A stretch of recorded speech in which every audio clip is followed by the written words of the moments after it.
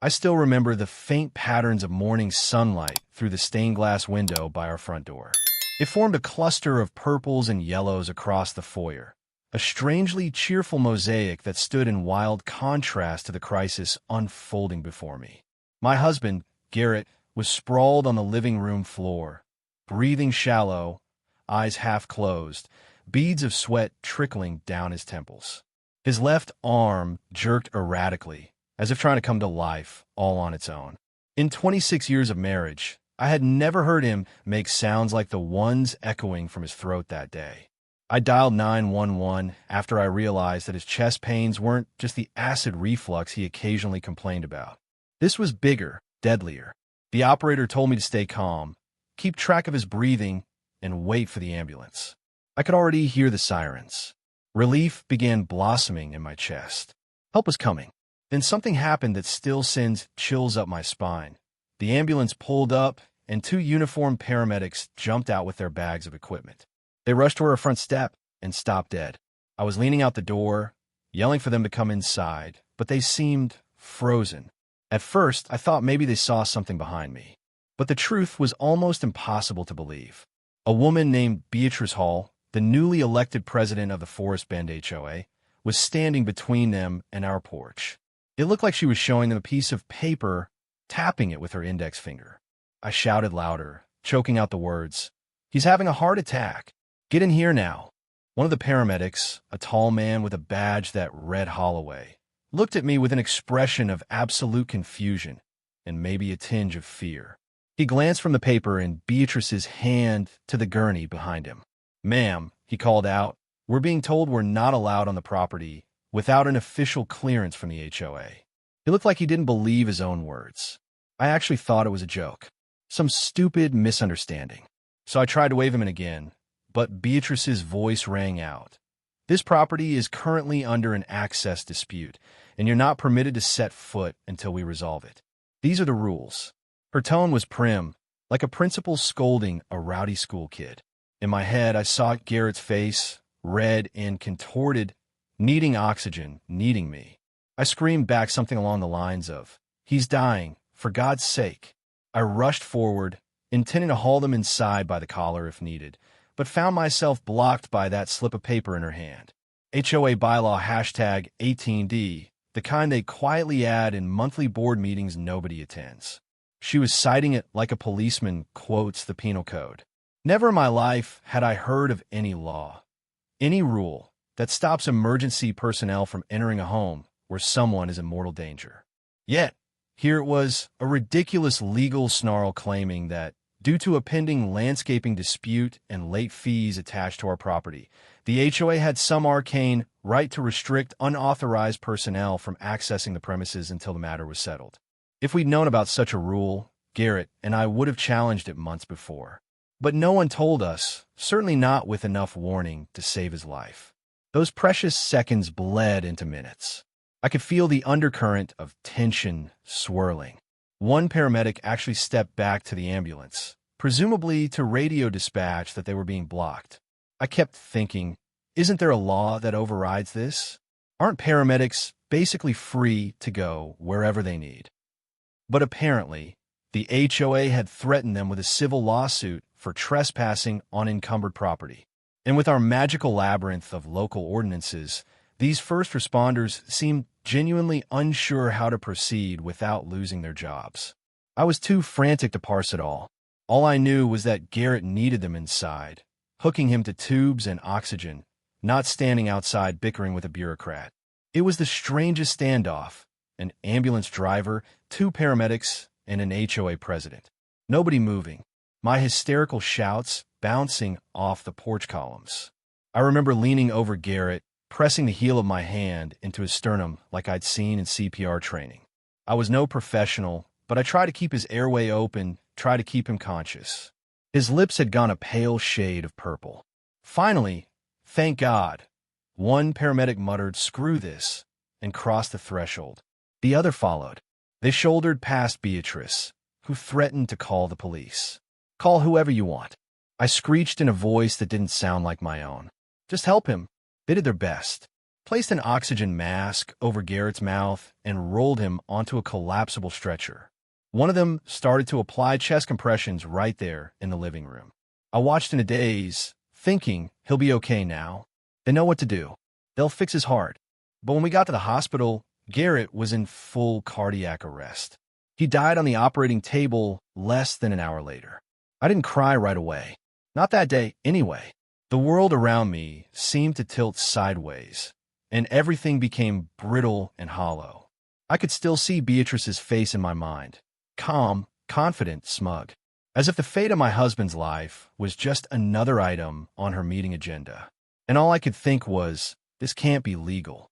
Of course, the eventual coroner's report confirmed what I'd suspected. Garrett's heart attack had been massive, but not entirely beyond the scope of medical intervention, if he'd gotten immediate care. They spelled it out in painfully clinical language. The delay in treatment likely contributed to the lethal outcome. That was the official phrase, likely contributed. Suddenly, the woman with the slip of paper wasn't just an overzealous HOA president. She might be a criminal.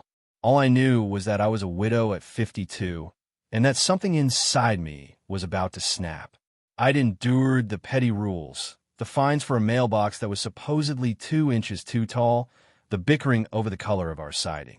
But this was beyond petty. This was my husband's life, and they had meddled in ways that left him dead on a hospital table.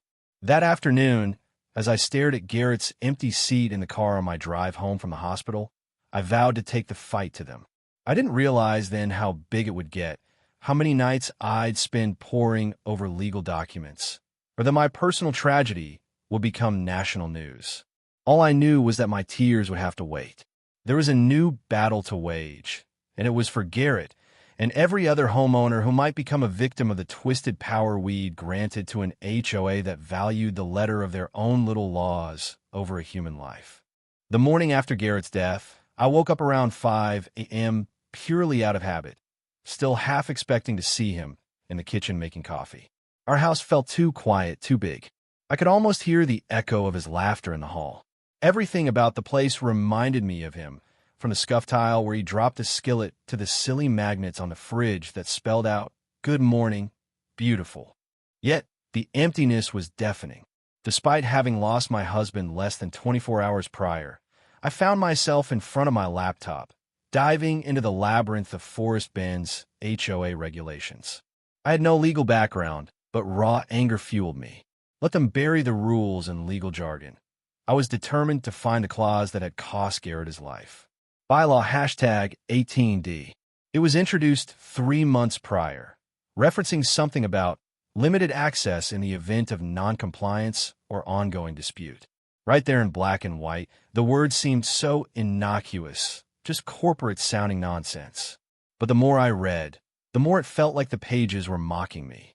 It turned out there was a footnote, barely 2 lines, claiming the bylaw was originally established to prevent unapproved contractors or unauthorized workers from entering a property if the owner was behind on HOA fees, or in some cases, if the property had existing citations that weren't resolved.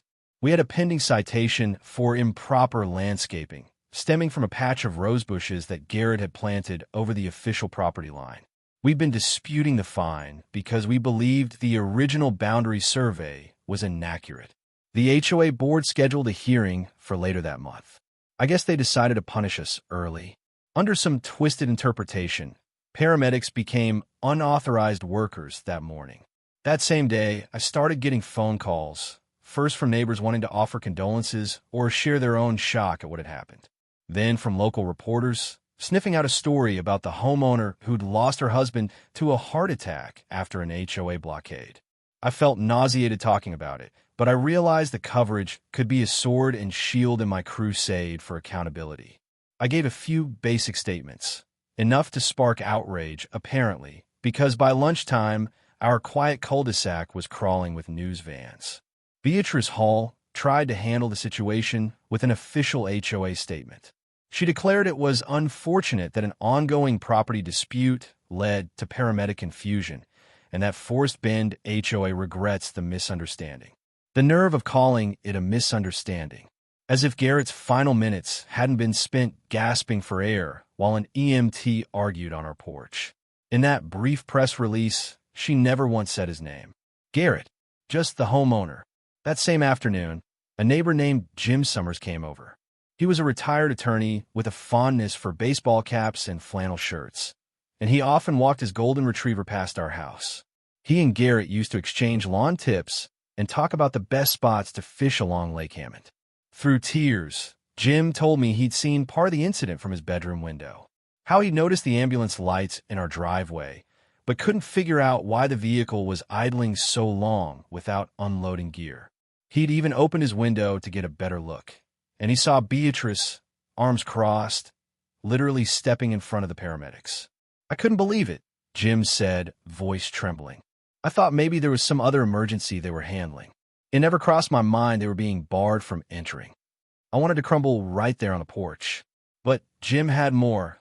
Listen, I know you're grieving, and this is the worst time in your life. But if you ever need legal advice or want to take action, I'll do anything I can. I have enough acquaintances in local law. What happened to Garrett is criminal. It took about 2 seconds for me to accept his offer. I needed help. In Jim's words, what happened to Garrett is criminal echoed in my mind.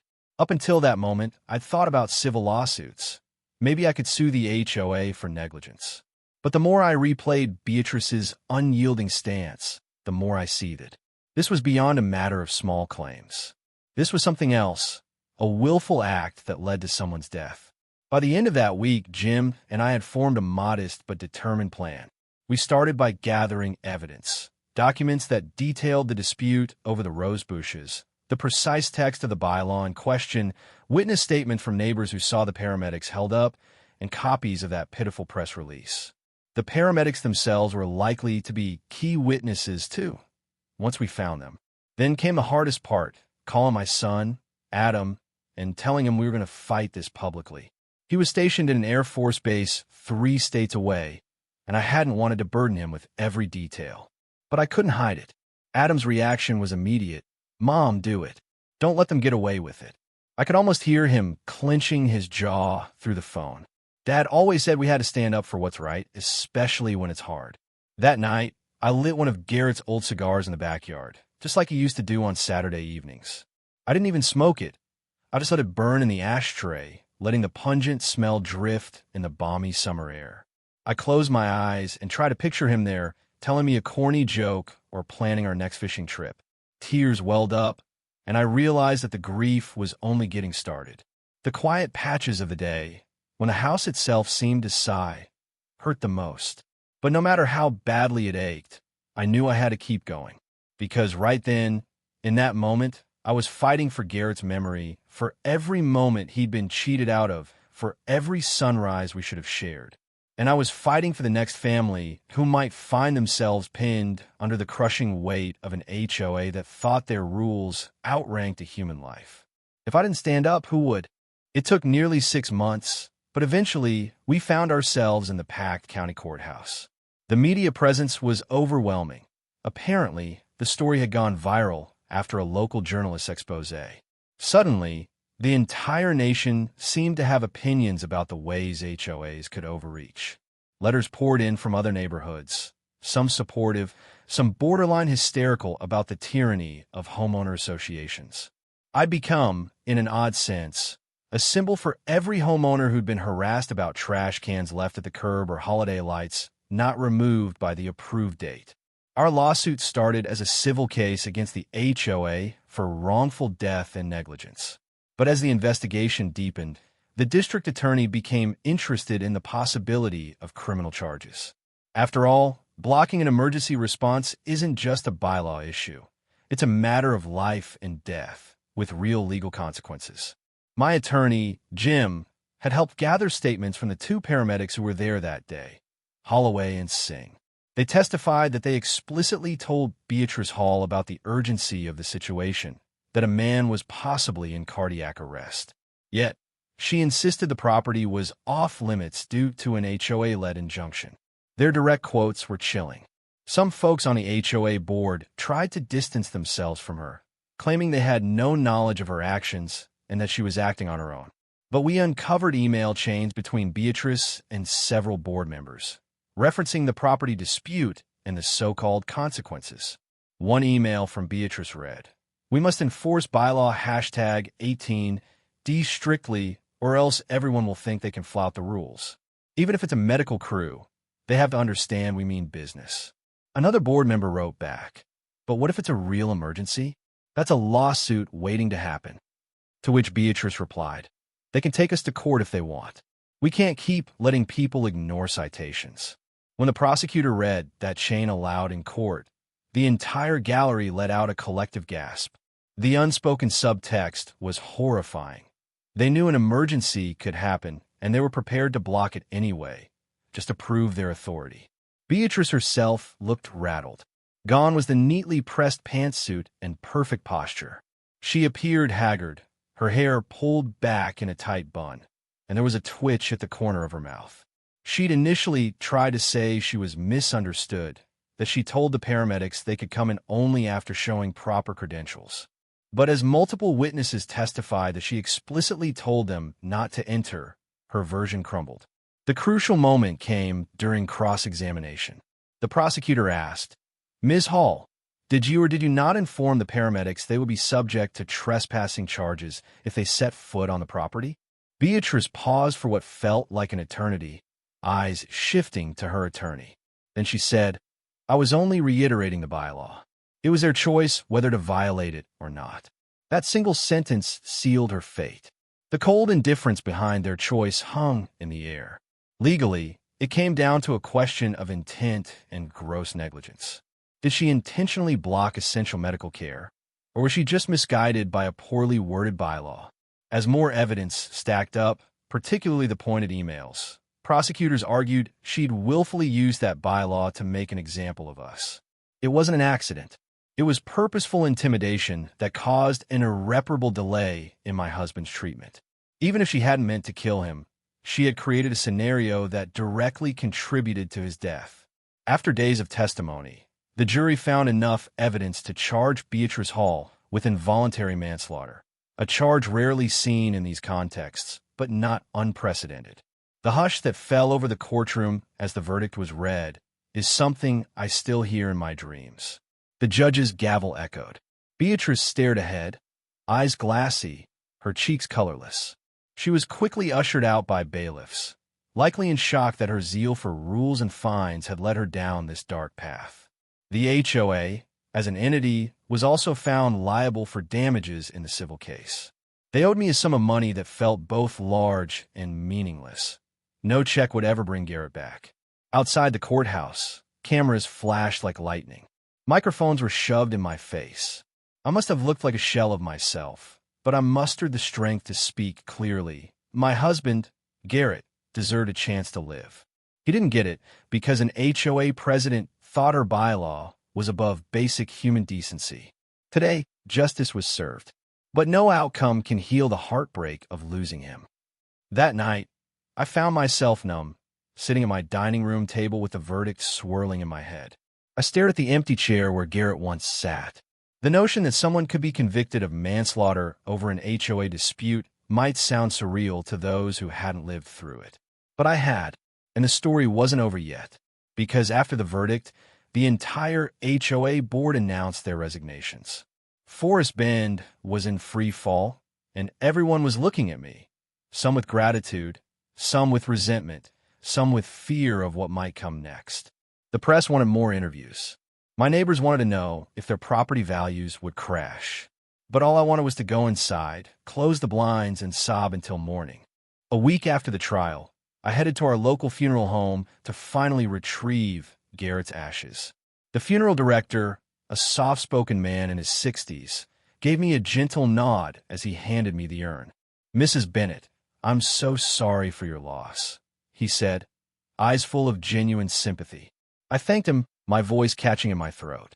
For 6 months, I hadn't had the energy to finalize this simple step, but now I realized that closure was something I had to piece together myself. No court ruling, no settlement, no jail sentence for Beatrice Hall was going to do it for me. When I got home, I placed the urn on the mantle in the living room, ironically the same spot where Garrett collapsed. I couldn't help feeling a sharp pang of irony as I remembered that day.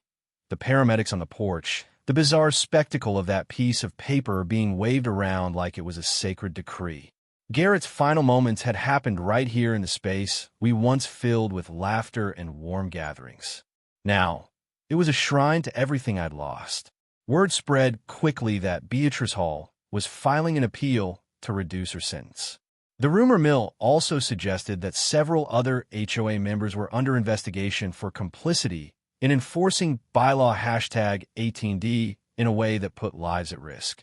Part of me wanted to keep pushing to see every single board member punished. Another part of me felt too drained to continue. I had a life I needed to rebuild, or at least salvage. I started small. I replaced the siding on the house. Ironically, the color we'd always wanted but never painted because of the HOA's color palette restrictions. Pale blue with white trim. Something about that simple act felt liberating. Then I changed my mailbox to one of those old-fashioned kinds with a little red flag on the side. Again, something that had been disallowed by the old rules. Maybe it was petty, but these tiny acts of rebellion kept me sane. Neighbors occasionally came by to offer support or to confirm rumors. Some seemed worried the property values would plummet now that we were the HOA fiasco neighborhood, while others congratulated me on fighting back. In the midst of all this, I discovered something hopeful. A group of residents had banded together to form a new homeowner coalition, determined to rewrite the bylaws to prevent any future tragedies like Garrett's. They asked if I'd be an honorary advisor. I accepted, but with one condition: no more secrecy. Every bylaw revision had to be made public and put to a community vote. If we were going to have an association, it had to serve the community, not terrorize it. Adam came home on leave. I'll never forget the look on his face when he stepped onto the porch where his father's last stand had taken place. He dropped his duffel bag and just stared at the wood planks. Then he walked inside, gave me the tightest hug, and whispered, "I'm proud of you, Mom." Dad would be too. Later that night, we talked about Garrett for hours, telling stories, laughing, crying. It felt like a real step toward healing, a moment where we could remember him for who he was before that awful day overshadowed everything else. Meanwhile, the news cycle roared on. Some journalists portrayed me as the hero who toppled a tyrannical HOA. Others painted me as an angry widow bent on revenge. Once, I even got a phone call from a morning talk show that wanted to do a special segment on HOA nightmares. I politely declined. The sensationalism made me uneasy. I didn't want Garrett's memory turned into clickbait.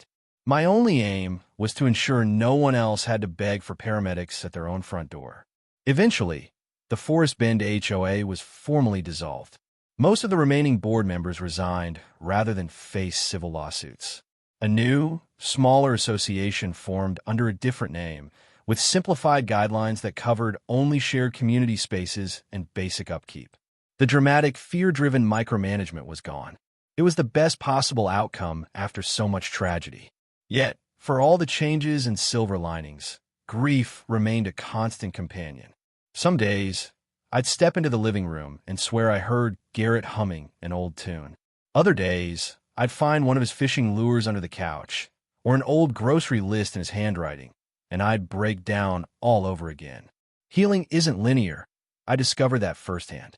Then, about a year after Garrett's passing, I took his ashes to the lake where we'd first gone fishing as a young couple. Adam joined me, standing with quiet reverence as I opened the urn. It felt like the right spot. Garrett loved the serenity of that water, the gentle breeze that carried the scent of pine and fresh dew. I released him into the wind, watching the ashes disperse over the rippling water, mingling with the early morning light. My tears felt simultaneously tragic and freeing. On the way back to the car, Adam and I paused at the tree line. He put his arm around me and said, "You did it, Mom. You stood up for Dad. And you changed this neighborhood, maybe more than just this neighborhood." I didn't know how to respond. We just stood there, gazing at the lake, remembering the man who should have had many more days out on those waters. As of this writing, Beatrice Hall remains in prison for involuntary manslaughter, her appeals so far denied. The story of her ruling reverberated across the country, triggering multiple states to re-examine the power of HOAs. Lawyers and legislators asked how to ensure that paramedics, firefighters, and police could never again be blocked by a petty regulation. I hope it means no one else suffers as we did. Sometimes, the best legacies are the ones we never intended to create. If Garrett's death changes the future for the better, even in some small way, then maybe his spirit lives on in that. It's a meager consolation, but it's something to hold on to. I've learned that once you lose someone so precious, you discover the capacity for resilience you didn't know you had. You learn that love is an unstoppable force, and sometimes it even topples the walls built by people too blind to see that heartbeats matter more than bylaws. In the end, what started as a single morning's nightmare led to accountability, new beginnings, and, ultimately, a sense of long overdue justice. Though the sorrow never fully leaves, neither does the memory of Garrett's grin, his kindness, or his unwavering belief that rules exist to protect us, and that any rule doing the opposite isn't really worth the paper it's printed on.